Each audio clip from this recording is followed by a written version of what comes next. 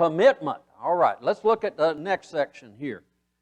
What are some of the things in the devil's arsenal that the Christian needs to be ready to battle against if he or she is going to be committed to Christ? You know, we were warned when we put on our gospel armor that we did that so that we would be able to battle against the wiles or the tricks of the devil. And you have the easy one. Tell me a devil's trick that can cause people to lose their commitment. Tell me one.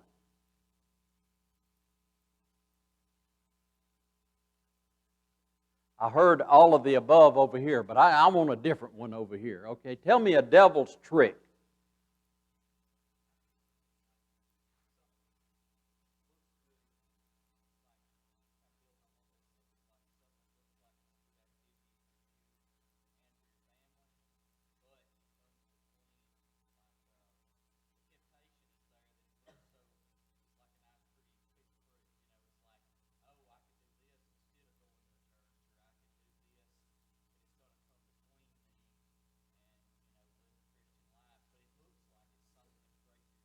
Ooh, you know, that's a great answer.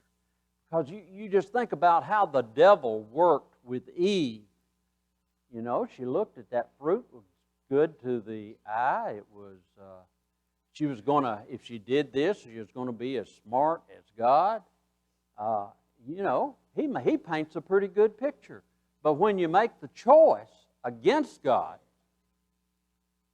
and if you make your choice for your family, but it goes against God, you've made a choice against God, even though it might be supporting of your family.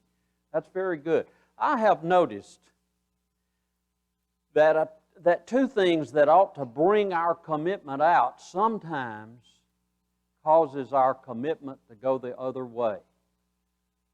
I have noticed that sickness and death sometimes attack the commitment of a strong Christian. You know, you might have a family member that is sick, and you need to be there and care for that family member. And some people, I've noticed, just become overwhelmed by that. They do not reach out to other family members to help offset some of that, so that your charge to be a caregiver doesn't consume you and keep you away from all worship services. You know, usually we'll help one another. If somebody's got to be a caregiver, some of us will, if you at least go in and relieve you so that you can be the caregiver or can go to worship one time during the worship service. And sometimes I've noticed when there's a death in the family, you don't see any of the family members come to church during the period of mourning. Now, I may be stepping on toes here, but, you know, commitment is to Christ ought to be something that death or sickness does not put on a shelf. Commitment is a hard thing. What are some of the ways that you can tell if a person is committed to a marriage? How can you tell if somebody's committed to a marriage? They put their partner first. Okay, how else are they committed to a marriage? They walk away from temptation. All right? They're dedicated to each other. You know, we don't have any problem, I think, wrapping our mind around commitment to a marriage partner. We understand what that is. Now, if we could just index that commitment to a marriage partner as being part of the bride of Christ and being committed to Christ, maybe we could get a better understanding of this concept of commitment. You know, Paul, in writing to the Corinthians, said, "Examine yourselves as to whether you are in the faith. Test yourselves. Do you not know yourselves that Jesus Christ is in you, unless indeed you are disqualified?" There is a time that each of us should hold up a mirror to ourselves. Now, you've probably heard some comedian say that, you know you're a redneck if, and then they will answer that question. Well, we're going to move that to a more important topic. You know you are a committed Christian if. All right, I'm going to give you a chance to check with your pew buddy for just a moment. Give me a you know you're a committed Christian if. Just talk to your pew buddy for a second.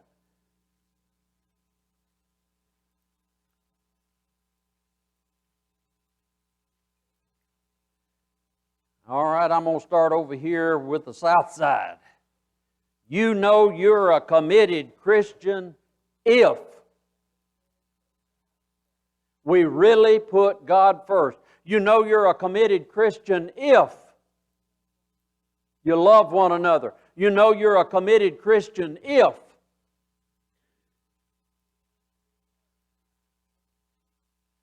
you're doing good works and not just warming a pew. You know, we got a lot of things in that handout I gave you last week that we ought to be doing if we're a committed Christian. You know, what does the Lord think of part-time Christians? Spew them out of your mouth. You know, that's what was wrong with the church in Laodicea that we read about in Revelation 3:14 through 22. In 1 John 2:3 through 6, now by this we know that we know Him if we keep His commandments. He who says, I know Him, and does not keep His commandments is a liar, and the truth is not in him. But whoever keeps His word, truly the love of God is perfected in him. By this we know that we are in Him. He who says he abides in Him ought himself also to walk just as He walked.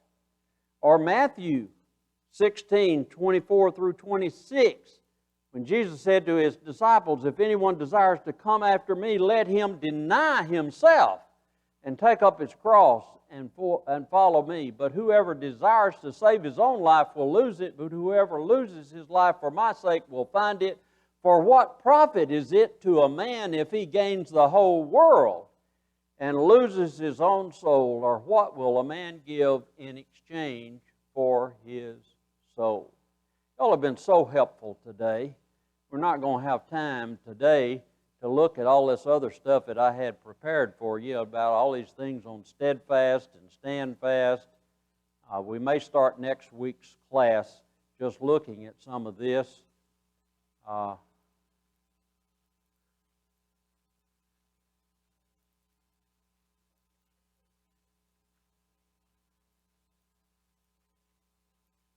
We have looked at 5 of the top 6. The next thing we're going to move into after we finish up this is probably Christian character. Thank you all very much.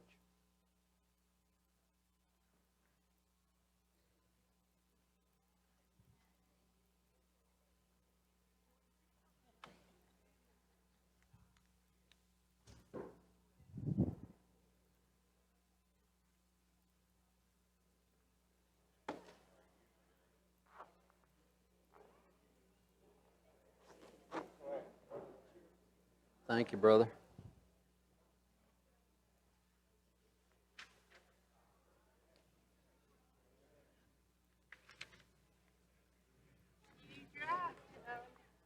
Yep.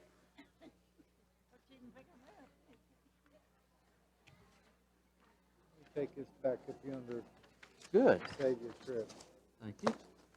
Let me get this thing right here. And Whatever I can do, just let me know. Whatever I can do, just let me know.